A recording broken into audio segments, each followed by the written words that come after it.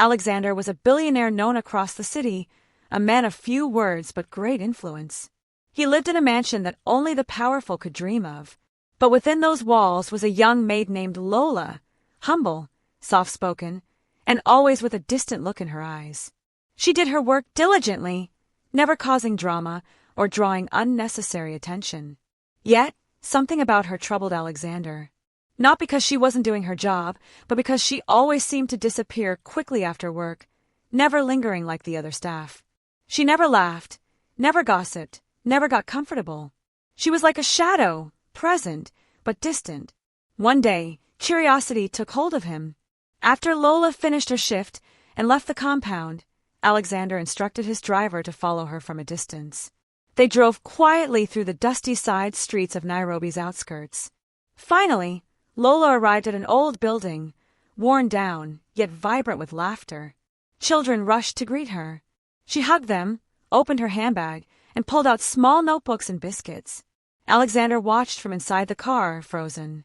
"She's teaching them," he muttered under his breath. His driver looked back. "Sir." "Drive away," he said. "I've seen enough." But in truth, he hadn't. That night, Alexander couldn't sleep. The next morning, Alexander invited Lola to the main house. She walked in nervously, wiping her hands on her apron. "You called for me, sir?" "Yes." "Sit." Lola sat, avoiding his gaze. "Where do you go after work?" he asked directly. She hesitated, then looked him in the eye. "To a children's home, sir. I teach the kids. Most of them are orphans like I was." Alexander leaned back. "You teach them?" "Yes. I didn't go far in school, but I know enough to help them. It's the least I can do." Silence filled the room. Alexander studied her, not the uniform, not the modest look, but the person. "You can go," he said. "Thank you." From that day, something changed in Alexander. He began to see her differently, not as staff, but as a soul. A woman carrying wounds quietly, healing others as she carried her own scars. Vanessa, Alexander's childhood friend, had always assumed she would one day become his wife. She was beautiful, fashionable, and moved in the same circles as Alexander. When she heard rumors that Alexander had been spending time alone at his mansion and asking unusual questions about the maid, she was furious. One afternoon, Vanessa showed up unannounced at the estate. Lola, dressed in her work uniform, opened the gate. Vanessa gave her a long, icy stare.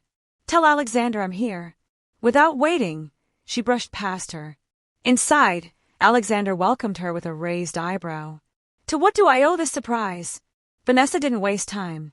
"People are talking. You're distant, ignoring your friends, and I hear you've been following your maid around town like a lovesick teenager." "What's going on, Alex?" Alexander sighed. "You wouldn't understand, Vanessa." "Try me," she snapped. "She's not who you think she is," he said. "There's more to her." Vanessa folded her arms. "Don't be foolish. She's just a maid, Alex.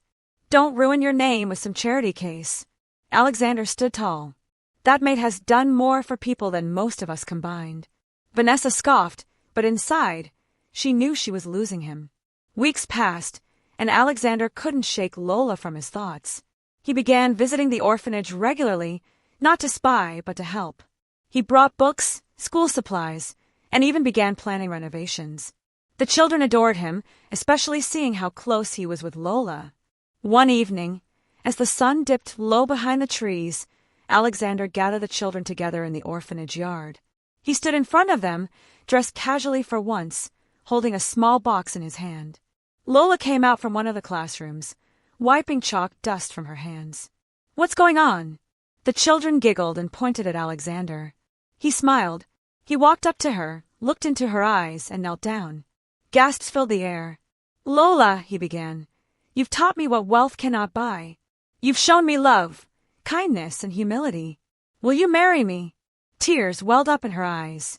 For the first time in a long while, she smiled fully and nodded. The children cheered. Some jumped up and down. Lola covered her mouth, overwhelmed. It was the purest moment of her life. News of the engagement spread quickly through high society. It was unexpected, and for many scandalous. How could a billionaire like Alexander choose a maid over women of status and wealth? No one took the news harder than Vanessa.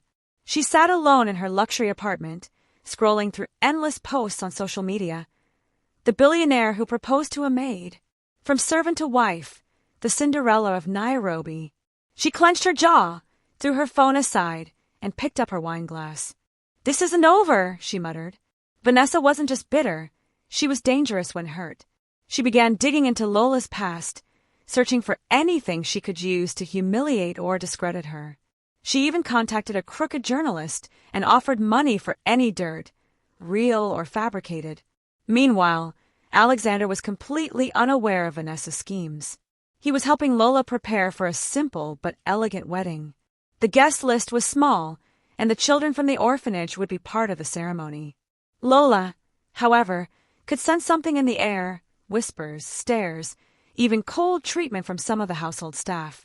"I feel like I'm walking into a trap," she confessed to Alexander one night. He cupped her face gently. "You're walking into love. Let me handle the noise." But the noise was about to become a storm. The morning before the wedding, Vanessa made her move. She held a press briefing. Cameras rolled as she stepped onto the podium in a stunning black dress, feigning grace and pain. "I have no problem with love," she began. "But I believe the public deserves to know the truth about the woman who is about to marry Alexander Mwangi." A screen behind her lit up.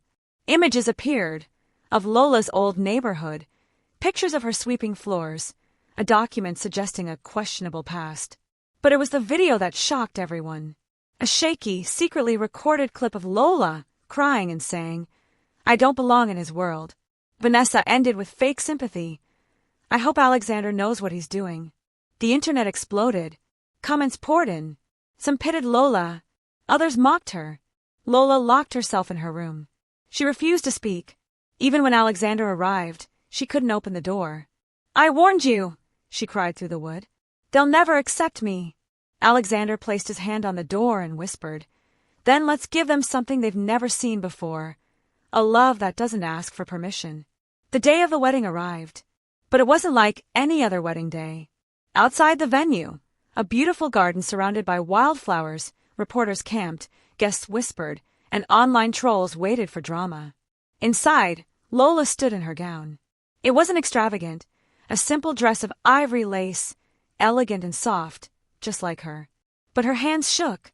She stared at herself in the mirror and asked quietly, "Am I really enough?" Caroline, a friend of Alexander and his head of security, stepped forward. "You're not just enough, Lola. You're more than they'll ever understand." Meanwhile, Alexander stood outside, speaking with the officiant, when Vanessa arrived, uninvited of course. She was dressed in crimson, dramatic as ever, her heels clicking like thunder across the stone path. "Alex," she said with forced charm, "last chance. Call it off." Alexander turned slowly. "Vanessa, you've embarrassed yourself enough." She moved closer. "You're marrying a fraud. You could have had—" "What?" he interrupted, voice rising. "A trophy wife with no heart, a status symbol. I've had that life, and it meant nothing." Silence fell. Guests turned to look. Even the children from the orphanage, dressed in little suits and flower crowns, paused. Then the music began. All eyes turned as Lola walked down the aisle. The sun hit her like a spotlight. Her face calm, no longer afraid. She walked alone, proudly, past whispers and judgment, straight into Alexander's arms. He whispered, "You came." She smiled softly. "I never left." The vows were simple, but they silenced every voice that had spoken against her. "Alexander, I've had wealth, power, and privilege, but I've never had peace until you. You reminded me what love is, not status, not society, just kindness. I promise to protect you, believe you, and walk with you. Lola, I never thought someone like me could be seen by someone like you. But you saw me, not just with your eyes, but with your heart. I promise to love you as you are, not because you're powerful, but because you're good." When they kissed, the crowd rose, some clapping, some crying. Even those who had doubted were moved. Vanessa stood frozen. For once, she had no words. She turned slowly and walked away, her heels softer this time. It was over. Months after the wedding, Lola and Alexander launched the Lola Foundation, a place of learning, shelter, and healing for orphaned and vulnerable children across Kenya. The first building was built near the same orphanage where Lola once taught after work. This time, it had proper classrooms, a small clinic, a library, and beds for children who had no home to return to. Lola became the face of the foundation, not because of her name, but because of her heart. She worked side by side with the staff, reading to the children, managing donations, and overseeing projects. Alexander had taken a step back from corporate life. He said, "Building lives is more fulfilling than building towers." Everywhere they went, people talked less about the maid who married a billionaire and more about the woman changing lives. Vanessa hadn't disappeared. Quietly, she had built a network of media influencers and bloggers trying to reignite the scandal. But every attempt was met with public support for Lola. Still, she wasn't done. Her last move was calculated. She brought forward a man claiming to know the real Lola. He said he had raised Lola in an orphanage and accused her of stealing money from donations years ago. Vanessa held a press conference. "This man," she said, "holds the truth about the woman pretending to be a saint." But before the cameras could roll fully, Caroline, Alexander's trusted investigator, arrived. She held a USB and handed it to the reporters. "This is footage of this man confessing that he was paid by Vanessa to lie." The footage played. The man sat in a small room, head bowed. "She gave me money, told me to say anything. I never knew the girl. I was desperate." Vanessa's face turned white. The crowd gasped.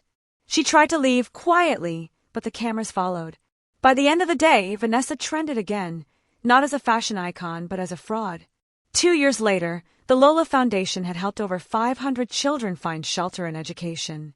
One warm afternoon, Alexander and Lola sat under a tree, watching the kids play. Junior, one of the first boys Lola ever taught, was now in high school and helping tutor the younger ones. Alexander reached over and took her hand. "You know," he said, "if I hadn't followed you that day, I would have never found myself." Lola laughed softly.